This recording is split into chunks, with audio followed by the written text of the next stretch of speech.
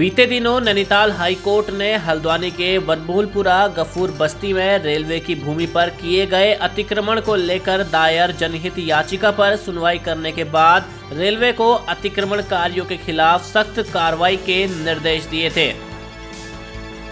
Court ने एक हफ्ते के अंदर नोटिस देकर ध्वस्तीकरण करने के आदेश दिए थे। अब हाईकोर्ट के आदेश के बाद से रेलवे की जमीन पर बसे हजारों परिवार की सांसें हलक में अटकी हैं। आपको बता दें कि रेलवे की 29 एकड़ जमीन पर अतिक्रमण किया गया है, जिनमें 4000 से भी ज्यादा परिवार मौजूद हैं।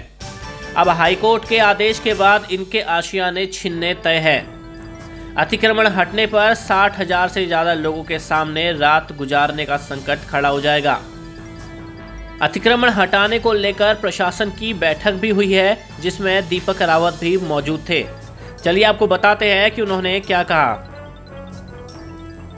और देखिए, इसमें ऑनरेबल हाई कोर्ट के अभी बड़ा क्लियर कट आदेश आया है जिसका कंप्लायंस होना है, जिसमें कि जो रेलवेज़ की लैंड है उस पर जो भी एंक्रोचर्स हैं उसमें डायरेक्शंस रेलवेज को ये हैं कि इस पर आप अपना कब्ज़ा प्राप्त करें, और उसमें केवल कुछ कंडीशंस दिए हैं कि एक हफ्ते का नोटिस हो जाए, इसकी पब्लिकेशन हो जाए, उसकी मुनादी भी हो जाए, उसके बाद जो पर्याप्त फोर्स की मांग है स्टेट की ओर से भी रेलवेज़ की ओर से भी उसको मांग लिया जाए और इस भूमि का कब्ज़ा प्राप्त कर लिया जाए।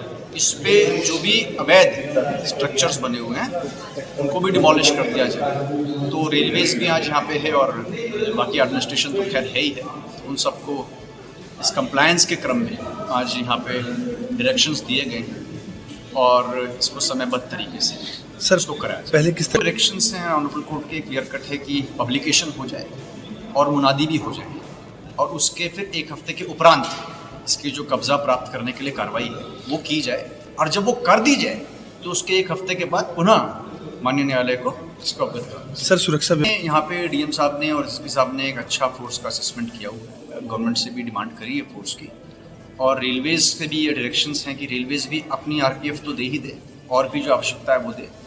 इसमें जो रेलवेज के कुछ डिमांड है, जैसे आप लोगों ने कहा आपको जेसीबीज की आवश्यकता है, कुछ और भी आपको मशीन्स की आवश्यकता है जिसका पेमेंट रेलवेज ही करेगी, उसमें हम उनकी मदद करेंगे।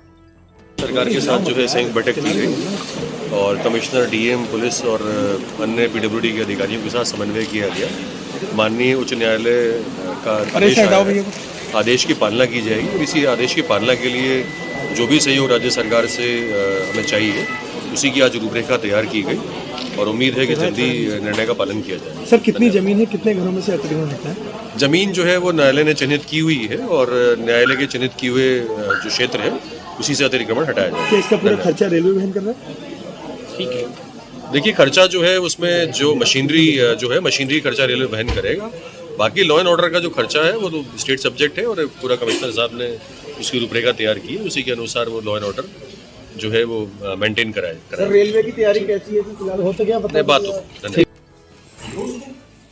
नहीं वो तो ठीक है, लेकिन आपको जमीनों में जो तोड़ना है ना उसको तो माफ करना जी, जॉइंटली जो करना है आप कर लीजिए, चाहे फिजिकली जाके वहाँ पर कुछ जब आपके पास नाम है ही घर के और नाम वाइज परिवार वाइज हैं तो नहीं, वो तो दे दीजिए पहले। नहीं, घर के नाम के अलावा वहाँ पे और भी बहुत सारी चीजें हैं जो कई तरह की संख्या भी है,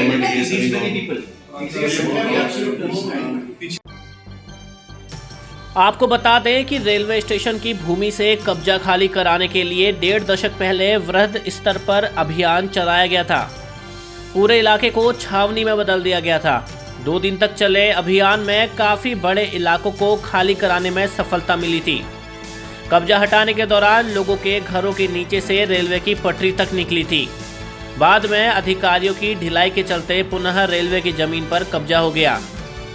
उस समय कब्जा हटाने के दौरान पुलिस और प्रशासन को लोगों के तीखे विरोध का सामना भी करना पड़ा था, पर संगठित प्रयास और समन्वय के चलते रेलवे भूमि पर कब्जा खाली कराने में सफल हुआ था।